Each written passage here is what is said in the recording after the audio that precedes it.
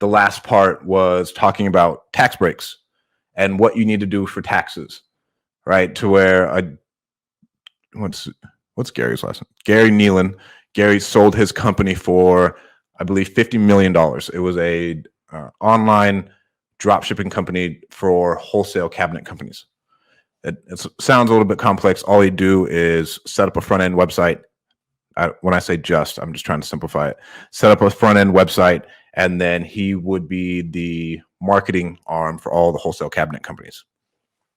He sold that thing for $50 million. And he gets up and he starts talking about, you know what, I wish I would have known that nobody ever fucking talks about? How I'm going to avoid all of these taxes. He's like, bro, I had to pay a lot of money in taxes when I sold that company.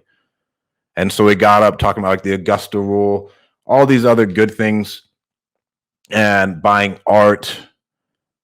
Here's an example. So he buys art and he lets it appreciate. And he just buys up art whenever he can. He knows whatever ones are going to go up in value. And then he can use that art to donate to a museum if he ever has too many gains. Let's say he wants to offset his crypto gains.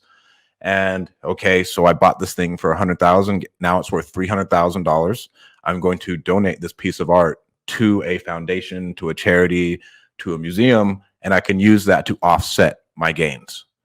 It's not something I really learned about as a kid. It's not something I hear other people talking about, but he's like, bro, this is what I'm doing. This is going to help me out a lot. And there was a lot of other things that are kind of over my head, to where in a nutshell, they're pretty much, yeah, you're not going to understand all of this. You need to go get a wealth advisor. Right now you get business, you get how to make money. We got to grow some more. Right? You can't know all of that on your own. You need to go get a legitimate wealth advisor and just keep on pushing. But now, like, most of you who follow me are making a decent amount of money. Like, how do we think about these things, right? Because I know all of you make money. You don't want to pay any more taxes. I hate paying taxes. I'm probably going to buy a Tesla at the end of the year just so I don't have to pay taxes on whatever that is. I can use that 6,000 pound rule or whatever.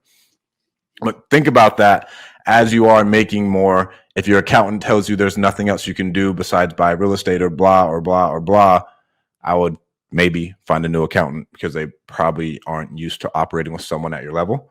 And I'd ask everyone else in your mastermind, hey, who is your wealth advisor? Who is your accountant? Who's your CPA? All of that good stuff.